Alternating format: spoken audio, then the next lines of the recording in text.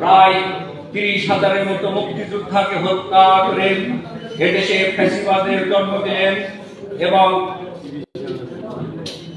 এবং এদেশে একটি ফ্যাসিস্ট শাসন ব্যবস্থা কায়েম করলেন, গণতন্ত্রকে হত্যা করলেন, একদলীয় বাকশালের শাসন প্রতিষ্ঠা করলেন।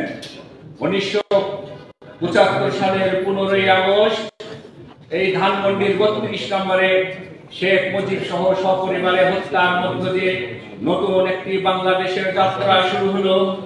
কিছুদিন পরে জিয়াউর রহমান ক্ষমতায় আসলেন। সেনা পোশাক ছেড়ে কৃষক, শ্রমিক, মেহনতি মানুষের চোখে বাংলাদেশের মানুষকে দেখা শুরু করলেন।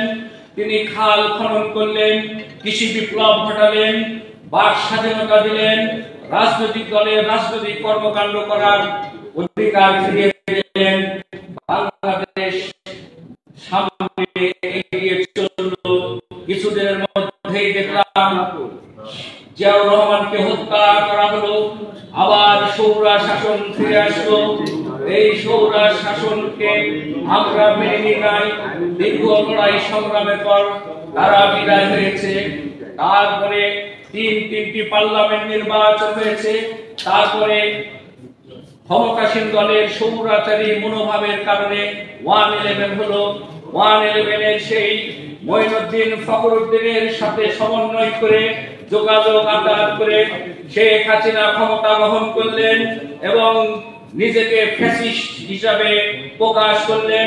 তারপরে কি দেখলাম বন্ধুরা আমার, এই দীর্ঘ 15.5 বছরের রাজনীতিবিদদের যেমন নির্যাতন করা হয়েছে, লক্ষ লক্ষ মামলা দিয়ে হাজার হাজার মানুষকে গ্রেফতার করে একটি অস্থির পরিবেশ সৃষ্টি করে এদেশকে ভারতের তাবেদার রাজ্যে পরিণত করা হয়েছে।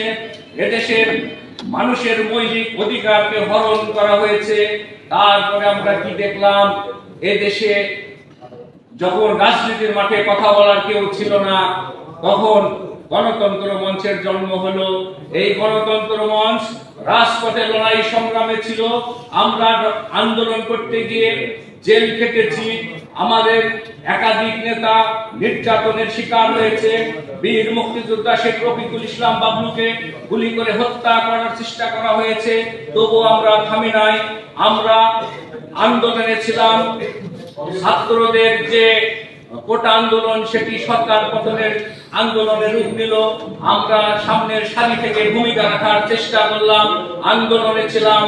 এই সরকার পালিয়ে গেল, ডক্টর ইউনূস ক্ষমতায় বসলেন।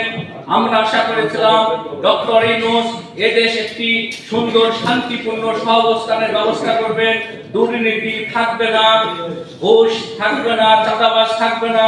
কিন্তু এই 13 মাস পরে এসে দেখছি আমাদের সেই স্বপ্ন দুঃস্বপ্নে পরিণত হতে চলেছে। আগামী দিনে উনি নির্বাচনের তারিখ ঘোষণা করেছেন। আমরা আশা করি ডক্টর ইউনূস নির্দিষ্ট সময়ের মধ্যে সুন্দর একটি নির্বাচন উপহার দেবেন। উপহারকে রাজনৈতিক দলের কাছে যারা ক্ষমতায় জিতবে তাদের দায়িত্ব হস্তান্তর করে উনি শান্তিপূর্ণভাবে বিদায় নেবেন। ইতিমধ্যে একটি দল পিআরের নামে অরাজকতা করার চেষ্টা করছেন। আমরা দ্ব্যর্থহীন ভাষায় বলতে চাই, বাংলাদেশের ভূখণ্ড পিআরের জন্য প্রস্তুত নয়।